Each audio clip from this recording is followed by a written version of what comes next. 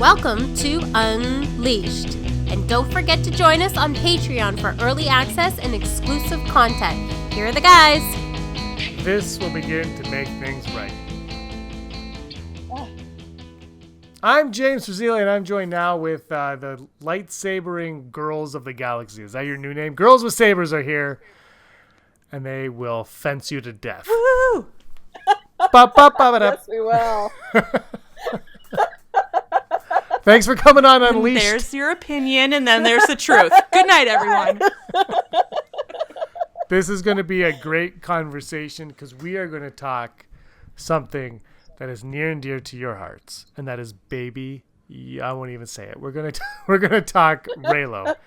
Sweet pea. Yeah, Sweet pea. I should have just said that after. Oh, Reylo.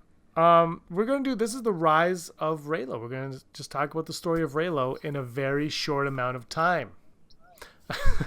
But before You ask so much of us, James. it's so true. But before we get into Reylo, I have to start right off the bat with this Vanity Fair article that just came out last week, because this is December 10th, 1 week till the movie. Yeah. But this Vanity Fair article came out, and J.J. Abrams it was, in the wording, he shot it down. He shot down that Reylo theory. And I was on Twitter at the time. Now I'm not, because I see everything now. So, but I saw reactions, and it was like, and there's I thought there was a few people that seemed pretty hurt by what he said. But you girls with sabers, and I don't know which one of you it was, but tweeted out like, relax. Luthien. Yeah, and you had a reason. So first, walk me through that little piece of the article, and then your response to it, and maybe both of you can elaborate on it a little bit as well. Right. So hi everyone, I'm Luthien, who don't know my voice. First of all, we're getting this article from Anthony Breznican's point of view. But when he goes on to talk about the red thread, that is all from his point of view. Abrams was willing, quote from Anthony, Abrams was willing to dispel one notion that has spread among the fans, the theory of the red thread of fate, and then he goes on to explain what that is. However, Abrams had some bad news for those fans. No, he said, that is not something that we incorporated. Anthony finishes, in other words, snap. But fear not, whatever unseen connection exists between Kylo Ren and Rey, we can be certain it will pull them together. Now, we know that these articles are cut and pasted and things are left off record and this, that, and the other thing. Well, JJ worded this very wisely. No, that is not something that we incorporated. We meaning his team. His team for The Force Awakens. His team for the Rise of Skywalker. But who's sandwiched in the middle like a wonderful mishmash of Elvis's favorite, peanut butter and banana? It is Ryan Reylo Johnson smashed in the middle. And what did Ryan Reylo Johnson do? He tweeted out red thread. Yeah. He's the one who incorporated the red thread theory. So just because JJ didn't doesn't mean Ryan Johnson didn't do this. Ryan Johnson is the one who made the red thread canon. We have Ryan Johnson to thank for that. And I feel that this whole statement was cut and pasted. Exactly. I feel J.J. Abrams, who has said that he was totally challenged as a director with The Rise of Skywalker. He has grown as a director, and he credited Ryan Johnson's direction of The Last Jedi helping him mature in his own director's chair. I feel that J.J. would have said, no, that is not something that we incorporated. But Ryan Johnson did. Do you think that when you tweeted that out, because that's exactly what you tweeted, was that received well by those that were hurt? Do you find? Yes, it was. The whole tweet. I think I tweeted one. Well, that was the main one, and then I had a subtweet under that that whole thing was well received. It's assuaged a lot of fears after that dropped and people were going, oh, well, the red thread. And a lot of other prominent Reylos on Twitter were saying the same thing. You know, this is still okay. Like, even though JJ is not doing this, that doesn't mean he's not doing something else. Something else mythological or symbolic. As of right now, he's not continuing with the red thread mythology. But that doesn't negate the fact that it is canon from Rian Johnson. It doesn't negate that there is symbolism behind the red band that is around Rey's wrist. There's also a lot of religious symbolism of a red band around the wrist. There's also how the red band looks a lot like the bands that are tied around the wishing tree on Batuu. So there can be numerous meanings and connotations that J.J. Abrams is working in on that. And we also don't know the tone that he answered that question in. It could have been like, we didn't mean to incorporate that. Like, we didn't incorporate that, but that doesn't mean that it negates it. It means that it was not a conscious decision to keep that mythology and that illusion in The Rise of Skywalker. So the fact that the author said snap that makes that an editorial conclusion, because how is it followed up with is whatever it is, it's going to pull them right together. And that's the red thread myth right there, that this thread cannot snap or break. They're fated to go together. So if the Force put those two together, no matter what's happened, the Force is going to use them as the Force sees fit. Sorry. No man shall pull asunder. All right, and that's our half hour. Man and wife. We warned you. You were forewarned, Dave. Yeah. No, you knew what you were getting into. I absolutely did. You asked us to be on the show. That's true, I did. But we've spoken before. You were on one of my first Outlander clubs, and we talked about your stories through Star Wars. So I know, and everybody that watched it know, that you are true Star Wars fans, especially of Attack of the Clones. We all know that your number one movie is Attack of the Clones. It's my favorite. And you don't even like Lord of the Rings a little bit. That really surprises me still, but... Hate it. No. Yeah. Hate it. Loathe it entirely.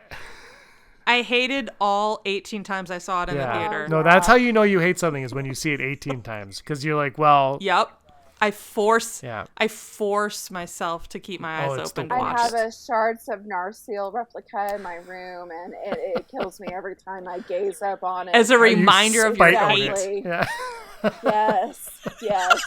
Well, but you're both Star Wars... I'm going to buy these things, but I'm not going to be happy about look at you. Well, you're both Star Wars fans. And 4 years ago now, I can't believe it's been 4 years, that Force Awakens movie comes out. And it kind of... everybody that was a fan, I think, even at that time, it kind of ripped everybody out of their lives and threw you back into Star Wars. It's like, God loves Star Wars. Was your very first screening of The Force Awakens when you first stumbled upon the Kylo Ren and Rey relationship, which maybe you guys know, I don't know, but when it was actually first referred to as Reylo? I know when I first heard of it as Reylo, but I don't know how long or how soon after the film people started shipping them as that. But when did your first inclination of these two as an item come? As we were watching The Force Awakens. No, like the first time though, or was it the second viewing? You're yes. Like, oh. No, it's the first time. And both Luthien and I will say that. We saw the bridal scene carry, and we're like, oh, gothic romance. As I was seeing the chase in the woods on Takodana, I saw a comparison between Phantom of the Opera and them. I was like, JJ's referencing some Andrew Lloyd Webber here. It was the gothic romance. And the reason why we see this and the Reylo community saw this is because we are literature fans, so we're familiar with the archetypes and the motifs that J.J. Abrams wove into The Force Awakens. So we're familiar with this. We grew up on Jane Austen. Jane Austen's renaissance of Pride and Prejudice came about when we were we were young and vulnerable to romantic novels. So we both recognize it. We both came out of Force Awakens going, okay, that's Endgame. They're going to end up together. And as soon as Adam Driver took off his mask and unleashed that magical hair that he has, and Rey looked at him up and down, that cemented it for me that was also going to happen. Because why would J.J. Abrams give the Prince in Disguise that hair if he didn't have something in mind for it? Well, I'm going to jump in and play devil's advocate because Adam Driver just has naturally amazing hair. He has a groomer. Yes. And that hair has evolved. It has matured alongside him as well. It should have its own social media page. Definitely. Even though he is not on social media, that doesn't mean his hair can't be. But now he has a groomer with him at all times, and she has her own Insta account and, posts certain things, and people go crazy like, oh my God, Adam's groomer is in LA. That means Adam's in LA. Whoa! But when you have a groomer walking around with you, that hair needs to be on point because there is a high standard and expectation that has been set, and he needs to deliver. And that was so tongue-in-cheek, I mean, yeah. But coming from a more serious film analysis, hair is part of the defining of the character as just, and I'm talking about small potatoes here, but I directed several plays, and so I was in on the character development of developing the costume, developing the hairstyle, because everything represents that character in some degree. And that hair is princely hair. If you look at all the archetypes of medieval knights, they have those long flowing locks. And if someone were to actually wear that mask, their hair would be all smushed down. They wouldn't take that hair down and it's the male version of Farrah Fawcett. I mean, that is a literal thing. And if you look at the progression of his hair is all damp and wet and The Last Jedi, and then it starts springing back to life. And so there's even in female metaphor of hair, there's symbolism of hair. Notice that Rey wears her hair as a little girl, as the same little girl who was abandoned on Jakku. And then once she jumps on that coffin pod and she sees him for the first time, her hair is halfway down, which means, okay, I'm ready to mingle. I'm going on this space date. And then once we see her again in The Rise of Skywalker, it's pulled back, meaning, okay, I'm a utilitarian army girl. I have no time for romance. I gave you your chance, and I'm hurt right now, so I'm going to pull it back again and have the army hair. You see that with Leia, too. Her hair is pulled back until she's on Endor, and her hair is all full and glorious. It's because she's like, I'm ready to pinch my tent and marry Han Solo and have been. It's symbolic hair styling right there. You think I'm silly, but look at film analysis, and everything is carefully planned and chosen. Everything is they have crews that specifically work on all of that, and then they have to get approved and whatnot. Yes. So nothing goes unseen. Nothing is by accident on a film set, right? Everything's there right from pre-production and onwards. So kudos to you for recognizing Reylo right off the bat. For me, when I watched The Force Awakens, I thought that Rey was going to be like a Skywalker or something, right? Like just going in, like preconceived notions. Because that's, it's Star Wars. Everybody is related to everybody. That's how you go in.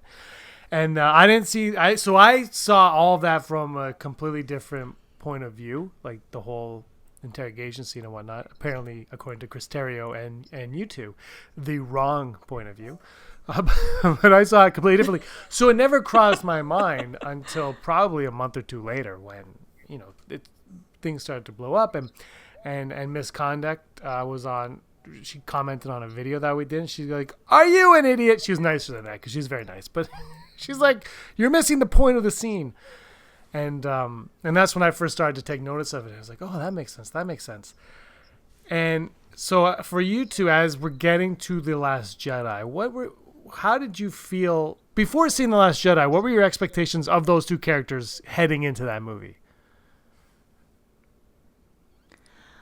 I knew it would have to be something monumental.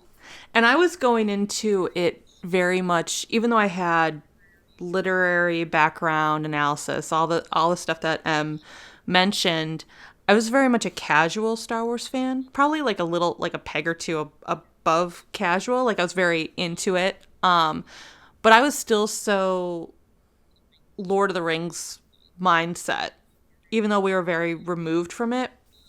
But seeing The Force Awakens, and the minute Han and Leia got together and they were discussing Ben and said, "You think I'd want him hurt?" or whatever her line is, like, "I just want him home. I want my son back."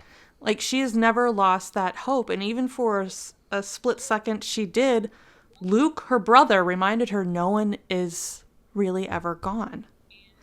And what did he do?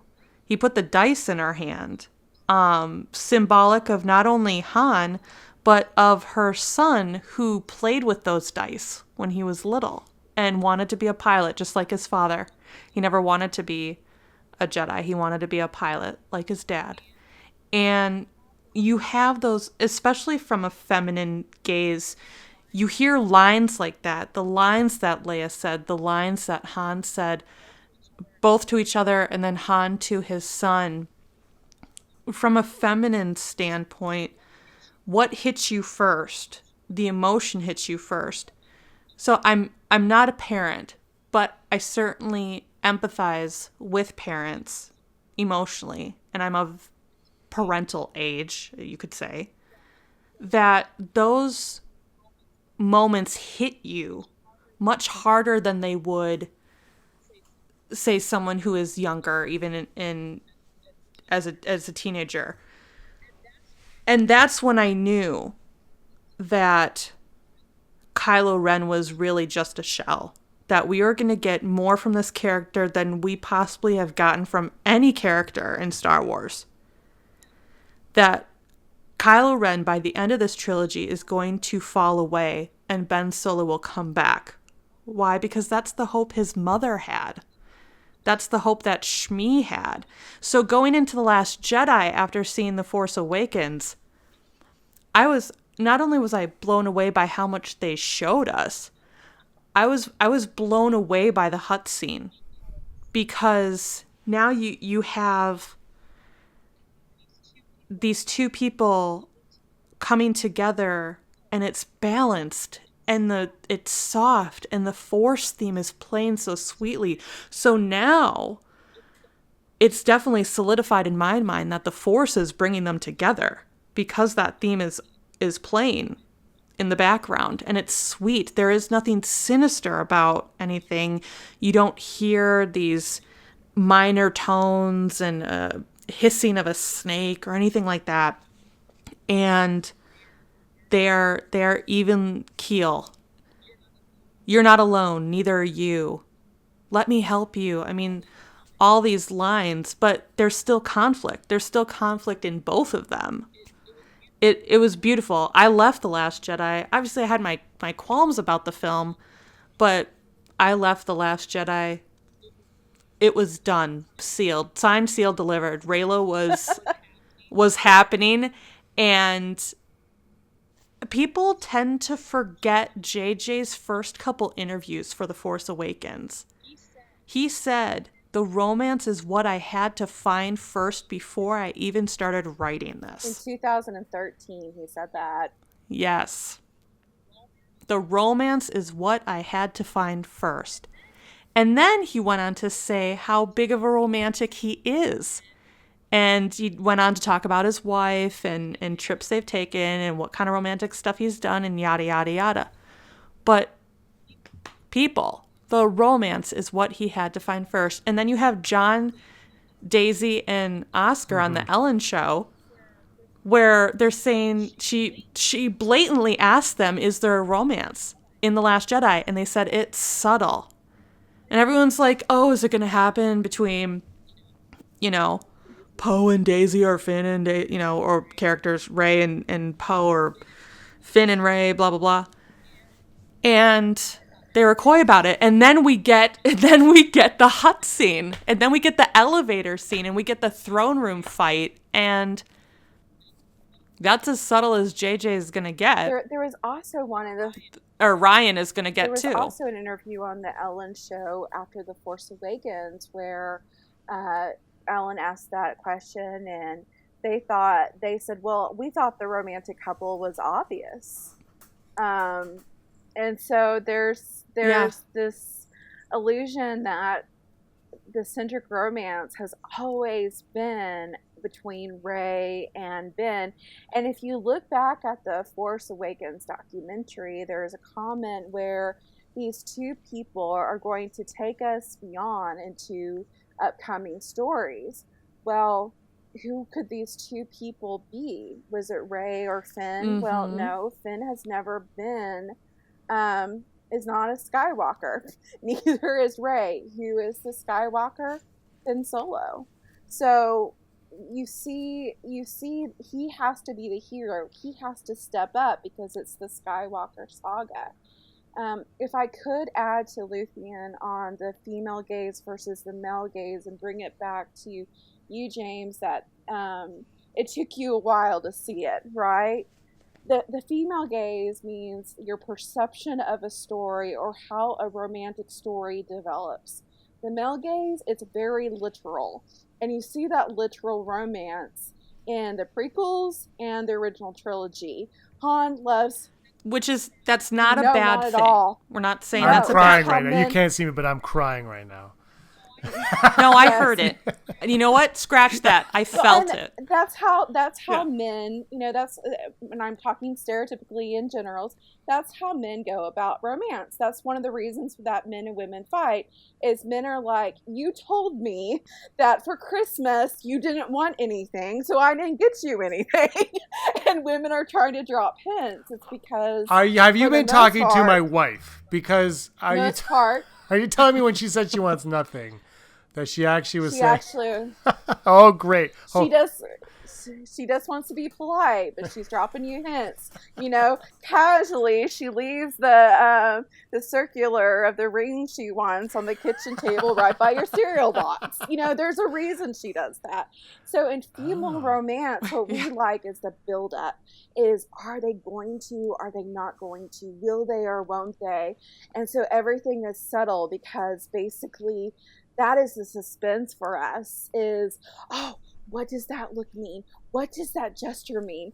And that's when when women get together and we talk about potential dates and does he love me? We talk about that. Oh, well, he gave me this look, and I think that look means that he really liked me. And that's how the female gaze is we see the love story developing and snowballing, and as we grow closer together, we go on our own journey and mature. So once we end up together, we are full mature beings ready for a relationship. Where in the original prequel trilogy, it's basically a guy goes to a girl and goes, hey, I love you. And the girl goes, yeah. So he says it again. Hey, I love you. You want me to kiss you, right? Okay, yeah, you're kind of cool. Let's get together and marry and have children. But for a girl's love story, it's all about the process. It's all about the development because we love that. We love to see. And the slow burn. Slow burn. We've talked about it in our content, the romance of restraint, Pride and Prejudice, Jane Eyre, North and South, Persuasion, all of these female gaze books and novels. There's barely any physical romance. Yes, it's in there, but it either happens quick and in the beginning and then the relationship takes time to build, or it happens near the end. Why? Because the relationship is forming first. We're getting this in Star Wars version, but that's what's happening here.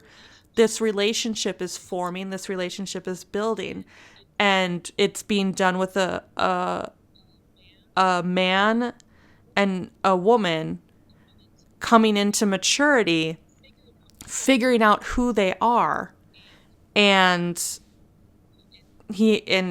a man who is two people right now, and still trying to figure himself out.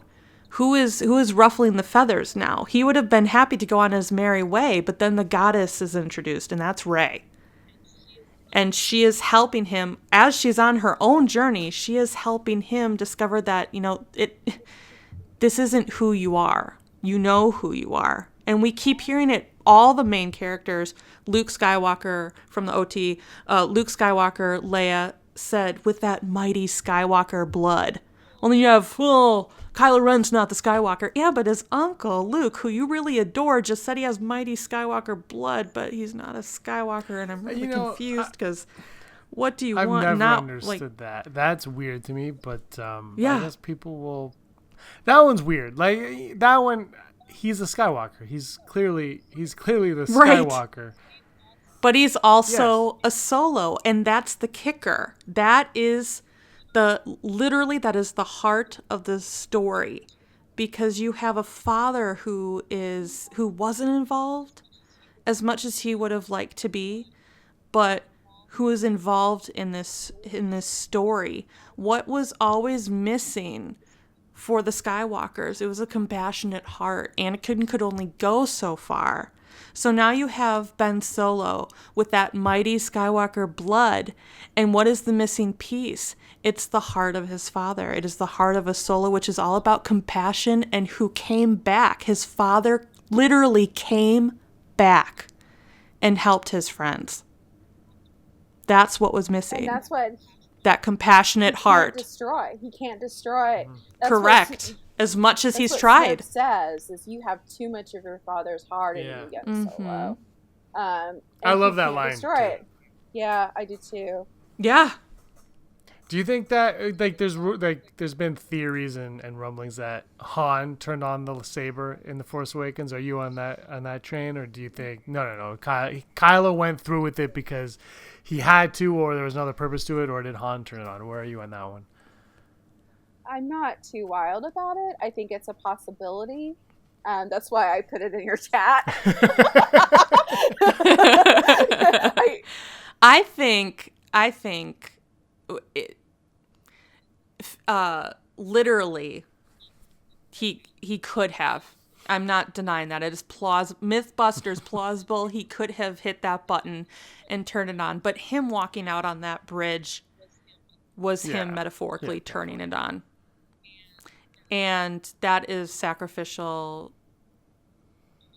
love of a parent right there, walking out there, unconditional love, knowing that you have a 50-50 chance that you may die doing this. And if knowing the type of person Han was, he would have done that over and over and over and over again.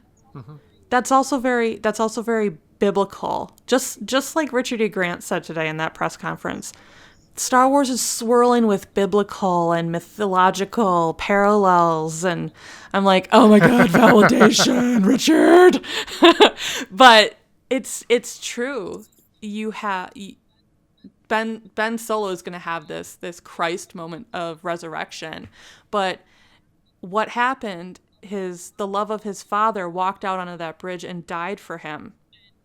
And instead of just, crying out in anguish and cursing his son's name as he fell, what did he do? He touched his cheek and forgave him.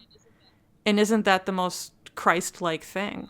A father's love. If one believes in, God the Father and God the Son and this, that, and the other thing in the Trinity. But it's the father's love and his mother's love now, and the love of a woman that is going to save. don't fight what we hate, save what we love. Story writers say that there are basically 3 sources of all stories.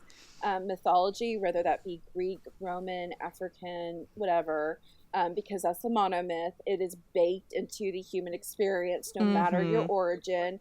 Good word, baked. And then there is the Bible, and then there is Shakespeare. And all 3 of those stories find our stories, our modern myths, just echoing what is in the past. So the Christ archetype, the God the Father, the Trinity is baked into our conscience, whether you're religious or not.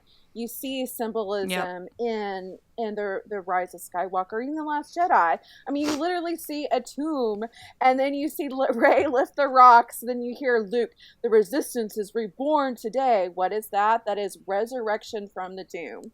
And what happened? Light crosses all over the place. You have Rey sacrificing herself for Ben. She is in a literal cross position.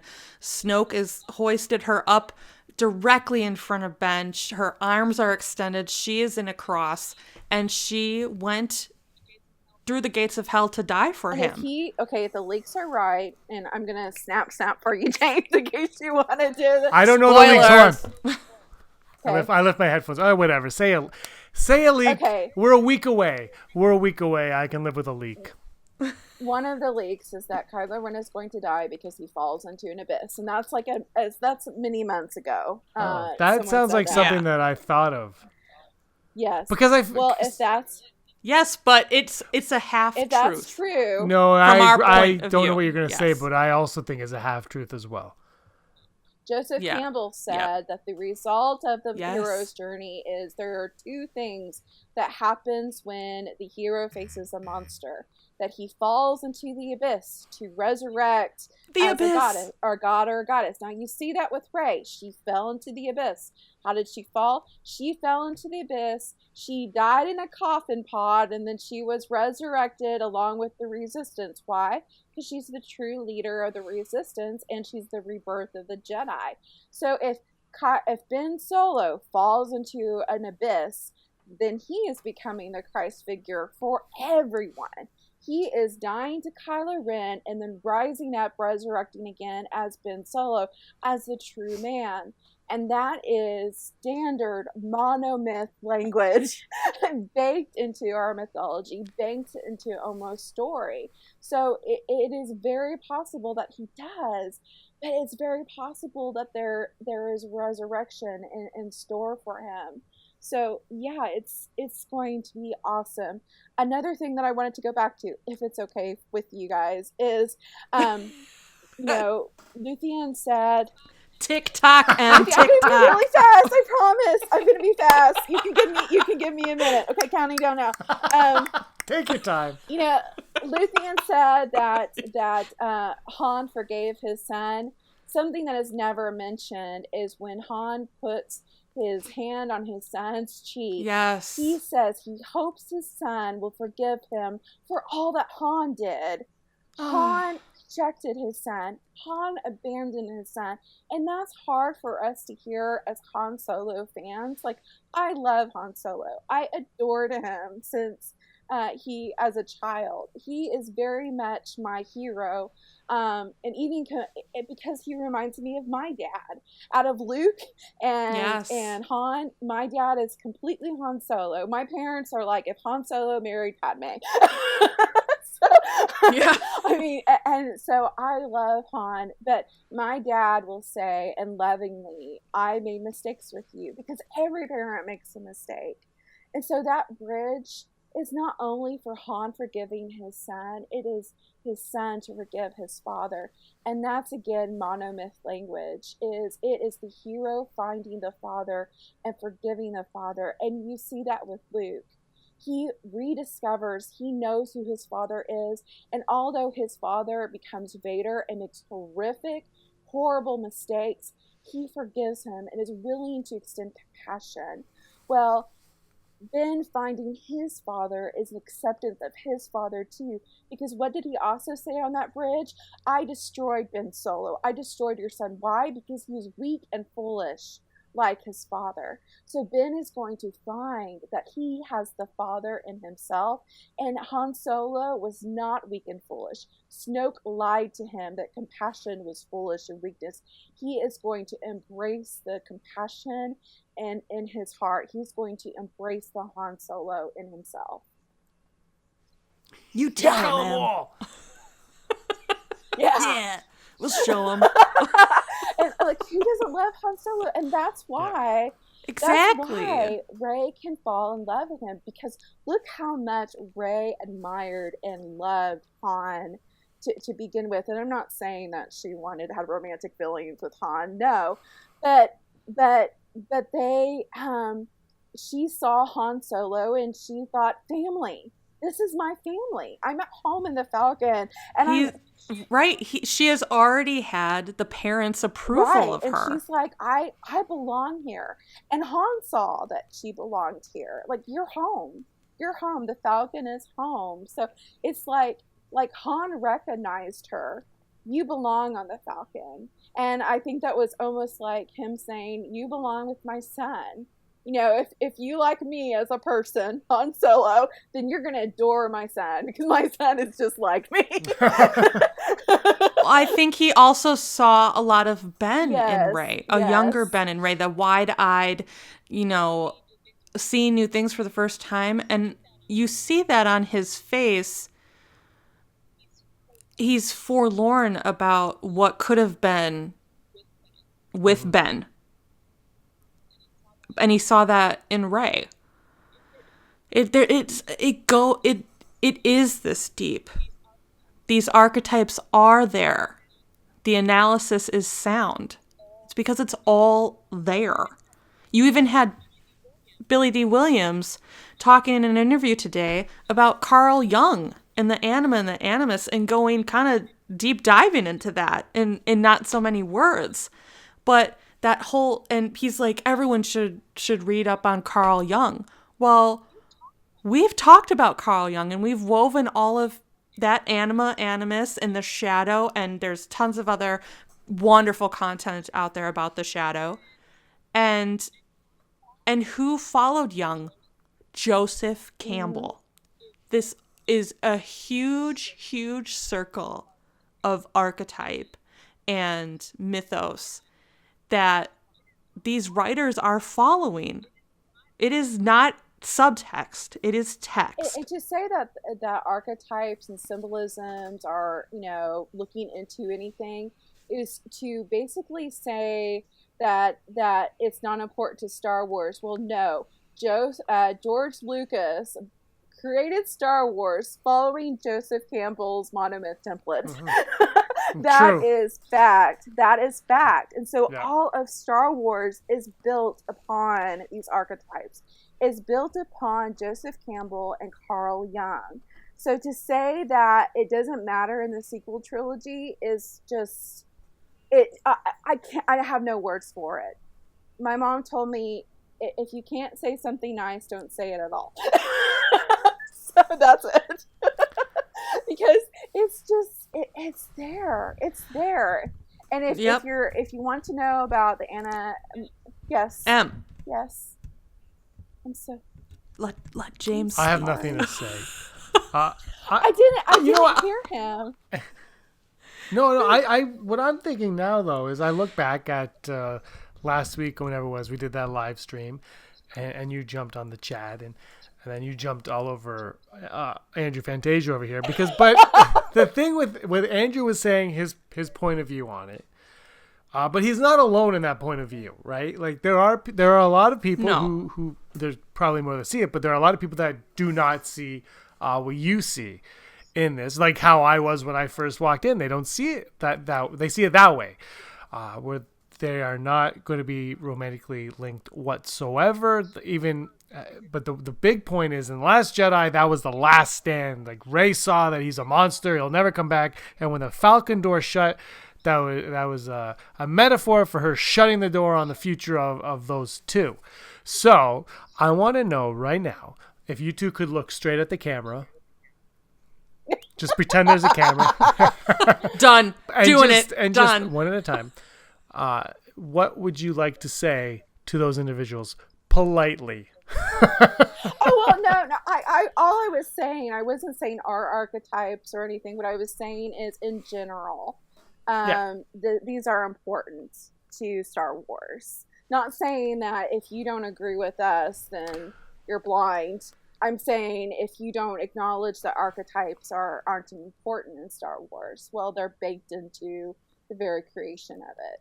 So I'm sorry, that's what I meant. I didn't mean that you agree with us or you're blind. That's no, I wasn't saying. I wasn't saying that. Yeah. I was saying more like for those like Andrew that don't see it your way. Yeah. What can you say right now to maybe kind of say, hey, but I mean, other than what you've just said, because what you've said the whole time has made sense, but just like the little things, like maybe look at it from this perspective. There is your opinion, and then there's the truth. You're a sweetheart. God bless. I'm going to make a t-shirt for Andrew that says no. that. And it's perfectly fine if you don't see it. It is perfectly fine to not care for it. But that doesn't mean it's not there. And it doesn't mean it's not happening. There are plenty of people who have not seen it because they walked into these films, not with that mindset at all. There are countless of people, and I'm not tooting our own horn here. I'm saying countless because we have gotten multiple messages about this. I did not see this until listening to your content. I did not see this until I heard it from other people's content. And then I went back into these films, listening to everything you said, and it opened my mind up. And I went, oh my gosh, that makes sense. That makes sense. That scene now makes sense to me. And JJ is the type of person to always be very secretive and subtle about his films. Obviously, he lied about Benedict Cumberbatch's Khan. Flat out lied to the whole entire universe. So, but when you have a director saying the romance is what I had to find first, and now these two characters, Kylo Ren, Ben Solo, and Rey, are following the path and the trajectory of all of these other literary characters, what can you deduce from that? Well, Beauty and the Beast went this route of the Byronic hero. All the other feminine literature we stated, that went the way with the Byronic hero, where these layers are being taken away and these characters are maturing and they mature into the relationship. It just doesn't happen right out the gate. That's why he took his mask off for her in the very beginning of The Force Awakens. Because now the monster she is envisioning in her head is not the person she sees standing in front of her. He's also not clenching his fist when he's in front of her. The only time he's not doing that is when he's with her and in front of her before he says, "You're my guest," like frickin' Beauty and the Beast. Hello. His hands are in front of him, but they're open. Palms open. All the signs point to this. Them coming together. So if someone doesn't see it, that's fine, but that doesn't mean it's not happening.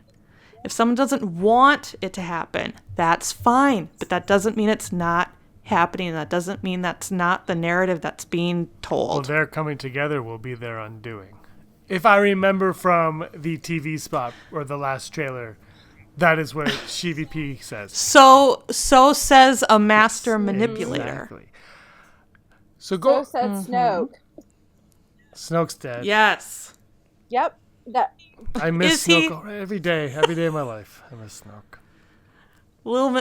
I miss Snoke a little bit more every day. Like sands through the hourglass. We are, like we said, a week away from this movie. It's hard because we're recording this, so it's not really a week away, but whatever. It feels like an eternity away. We're a week away from this movie. We're heading into it.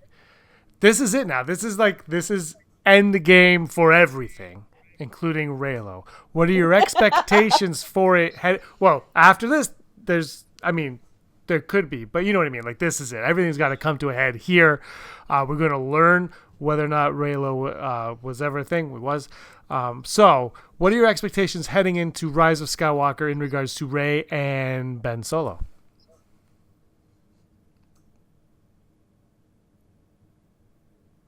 You can take that one. I say a romantic relationship is imminent. I don't think it's going to be an over-the-top romance. It's going to be like a Pride and Prejudice romance where it's subtle, it's complex, and it's very, very intimate. I think we need to go back to what Jason Fry said about what happened during the interrogation scene. It wasn't the interrogation itself. It was the opening of the doors in each other's minds. It was the feeling that those two were connected then and there, and that connection cannot be undone. It's permanent. In fact, Daisy Ridley was asked this question, like, are we going to see any Force Skypes in the Rise of Skywalker? And she goes, I think we have not just Force Skypes, it's like upgraded to version 2.0. It's even more powerful now. Why? Because their intimacy is that powerful.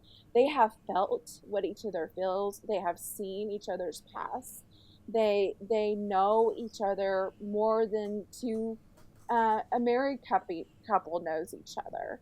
And I think we cannot stress this enough, that this is a story about intimacy, not quick getting together. But this is a story of intimacy, of seeing and knowing each other's pains and struggles and loving through someone even though it's difficult. So that's my... JJ even said that. No, that's okay. Sorry.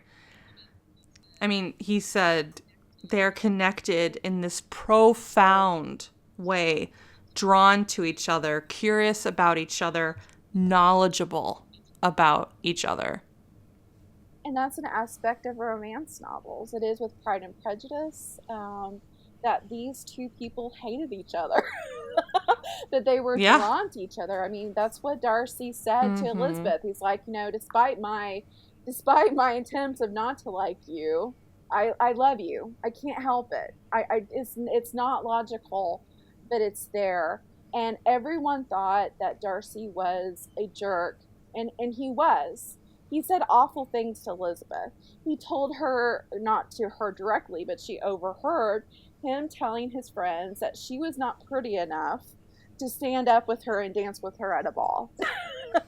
And when he first proposed to her in the second act, he told her, okay, I love you, but I shouldn't, because basically your family is beneath me.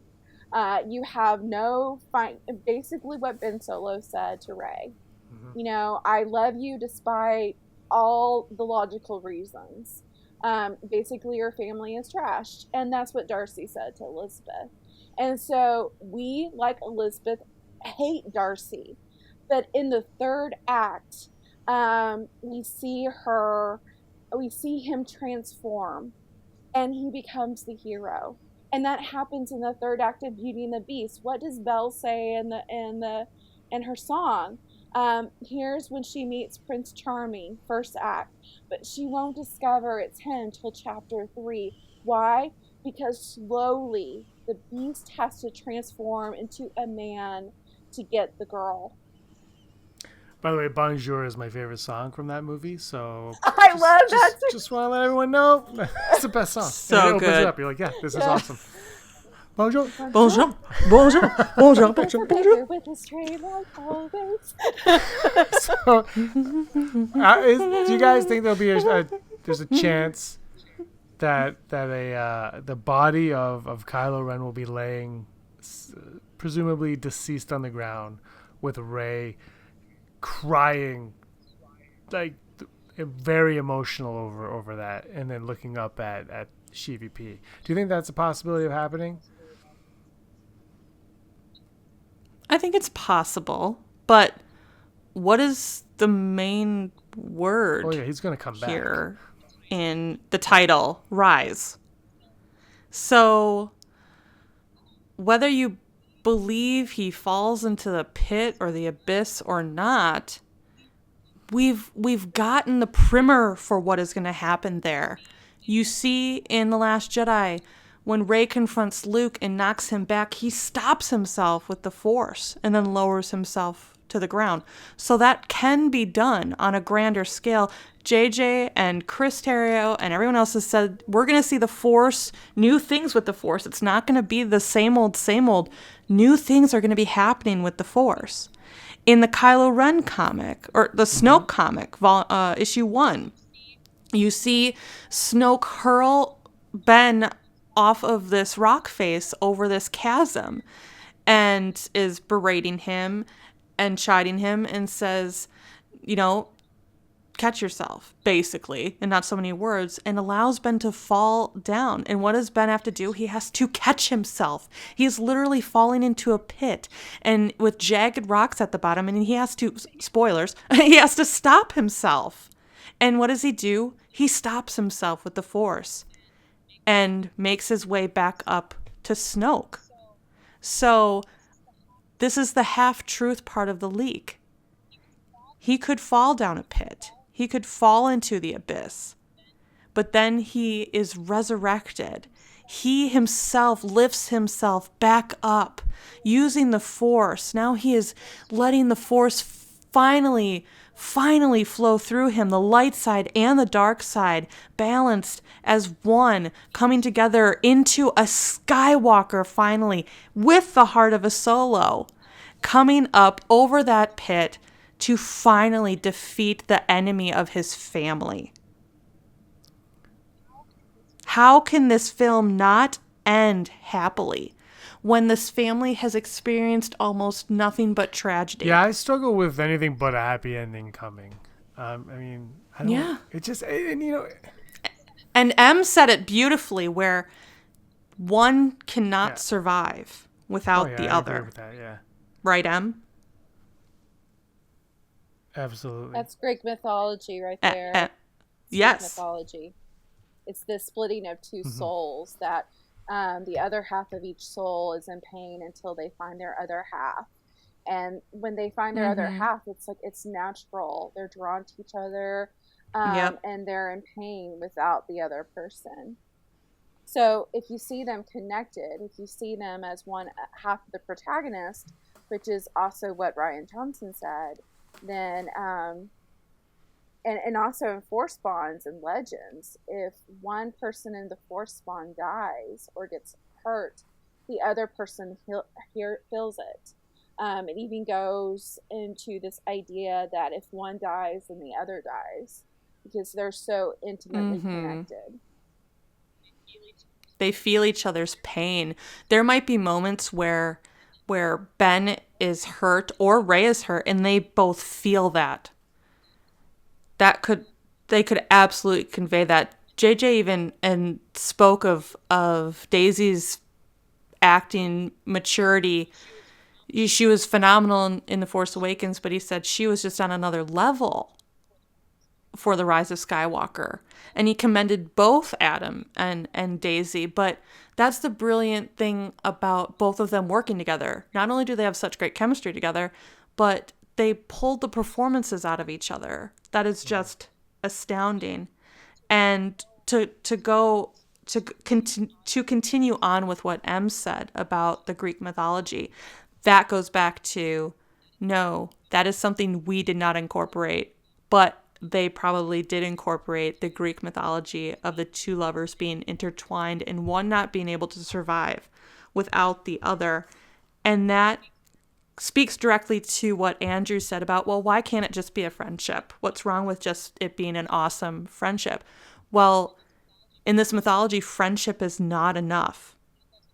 That's also not the story we're getting between Ben and Rey. We're getting amazing friendships with who she has in the Resistance. Finn, for sure. Poe, we'll see it in the ancillary material. She was very kind of put off by his arrogance, but we'll see it definitely with Finn. We may see it developing to a beautiful sisterly relationship with Rose. We'll see a motherly relationship with her soon-to-be mother-in-law, Leia. But friendship is not enough at all. The full myth, the full Greek mythology myth can be found with research online. But from a Wikipedia article, in Plato's dialogue, The Symposium, he has Aristophanes present a story about soulmates. And Aristophanes states that humans originally had 4 arms, 4 legs, and a single head made of 2 faces. It is said that humans had great strength, and at the time, they threatened to conquer the gods, and the gods were then faced with the prospect of destroying the humans with lightning as they had done with the Titans. But then they would lose the tributes given to the gods by the humans. Zeus developed a creative solution by splitting humans in half as punishment for humanity's pride and doubling the number of humans who would give tribute to the gods. These split humans were in utter misery to the point where they would not eat and would perish. So Apollo had sewn them up and reconstituted their bodies, with the navel being the only remnant, harking back to their original form. Each human would forever long for his or her other half, and the other half of his or her soul. It is said that when two find each other, there is an unspoken understanding of one another, that they feel unified and would lie with each other in unity and would know no greater joy than that. That is Reylo. And that is why JJ used the word profound to describe the relationship. It is there, whether you see it or not. It's desperate is another word that he used. And I understand why some people are pushing the platonic relationship, that they're just friends, because that would be good. That is sometimes a satisfactory ending, is that the woman just declares, "I need no man." I mean, we saw that with Merida and Brave. But the important thing to teach young girls is it's okay to want a romance. It's okay to find your other half. You just don't want to teach that is your soul journey in life, that you'll only be fulfilled if you find your other half. What Reylo teaches is it's important to set boundaries, and it's important to be intimate with that person before you enter a committed relationship. And that is another quest for maturity. What does it look like when a guy says horrible things to you? You close the door on that person, and you don't open it up until he becomes and proves to you that he's a better man and he's a man ready for a healthy relationship.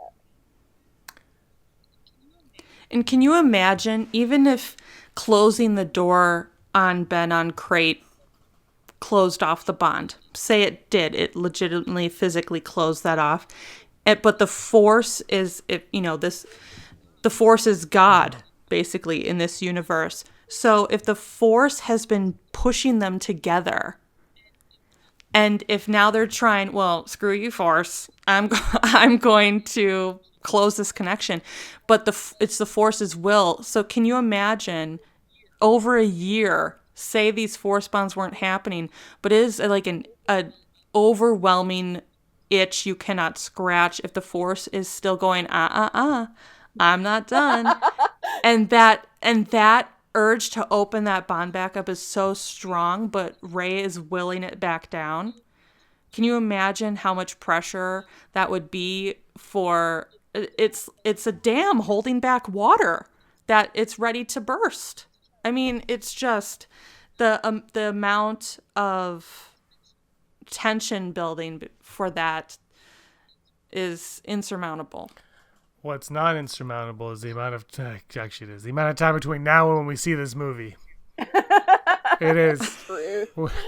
Yeah, we're gonna wrap it up. This one we went a little bit longer than a half hour. Sorry. Well, that's what happens. When we first went on before we started recording, both of you were like, "So 30 minutes." We could go on longer. Is that a soft 30? Like more like 45? Yeah, 35. We were close to 35. But we're going to come back. We'll talk again after the movie for sure. We'll wrap it up now. This was a lot of fun. Yeah. I just think people need to go into the movies seeing things from different perspectives. And I know we have a lot of people that watch here that see it from the same way Andrew does. So it's just, enlightening. We got what you two have to say is I always find intriguing and fascinating. And before we leave, why don't you tell everybody where they, like anybody can't find you, but if they can't find you, where could they find you? That's sweet. Our numbers don't reflect that. No, I'm just kidding. Oh, but Star Wars, I'm J.J. Abrams said us by name, so, First, I just want to say that female moderator said girls on and then corrected herself. Girls with sabers. And Em pointed it out. She's like, she swears Oscar snorted. Oh my God. I got to rewatch it. You should, if that's the case, you need to make t-shirts. But girls on. But with a picture of Oscar Isaac snorting. Yeah. So you can find us on YouTube. Search Girls with Sabers. We are also on Instagram, Facebook, Tumblr, and Twitter. We also have Patreon. And we have our own merch line on TeePublic. Get some sweet PTs. Sweet. Did I say that right? I said that right, yeah. Swag. Yes, you did. It's a tongue twister. Yep, Sweet Pea. That's our name for the little, wonderful, beautiful, non-spoilery character. I refer to him as Jean Saint Pierre. I love beautiful. See, if M didn't come up with Sweet Pea, I would have latched on the Jean. I like Sweet Pea, and I like your image of Sweet Pea also, because it also really looks like a Sweet Pea. Cute. Yes. Every time that thing is on the screen, I'm just like, yeah, I'm all in. Yeah. I would. Nothing bad can happen to him. That's a thing. Jon Favreau just set himself up like, yep, this character's going to have to live forever. And I'm okay with it. Yeah. I would ship Rey and Sweet Pea. Yes. And Kylo and Sweet Pea. And Poe and Sweet Pea. I would ship them all. Oh my God.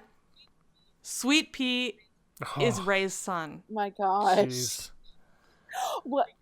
We're figuring it out. Although legit rumor is Mando is Rey's father. Okay. I don't know about that. We'll revisit that. Yeah, They set up the temple, they set up the New Order of the Jedi, and then Mando takes Sweet Pea to Ben and Rey to train in the Force. Boom. Well, yeah, I guess he would be an adolescent. Oh my God, could you imagine teenage Sweet Pea? Yes. I'm so everything. Yeah. All the same things. Height, but phenomenal. Same height, although he's like a boss. He's carrying two guns around. I don't even want to say. Mando's trying to tell him, stop shooting everything. I can't say anything. I don't want to spoil. So just in case. I'm sure everybody at this point they've seen The Mandalorian because there's, Even the people who haven't, they've probably been super if you spoiled. follow Star Wars, they were like. It's all over the news too. My local news was talking about Sweet Pea today. I'm like, oh my God, spoilers! She's like, I think I saw Sweet Pea at a basketball game. I'm like, what is going on here? People are knitting Sweet Pea. Like everything you could possibly want, even before official Star Wars merch has gone out. Etsy stores have gone bananas. Oh, so they knew it. It's all over the place. You can't hide it. Your TeePublic jumped on it. It's going to be awesome. All right. that's going to wrap it up. Thank you so much for Bananas. joining us. Check them out in all the places that they said 15 minutes ago before we started talking about Sweet Pea. And we got more videos coming up here on the Rebel Scum channel as well. I'm sure James will link it below. Give me the links. I will copy and paste them. And if they're all linked to my personal GoFundMe account, to GoFundMe to get the Darth Maul Black Series license. Something stupid. Like, GoFundMe so that I can get a Sweet Pea t-shirt. That's what I'm going to start.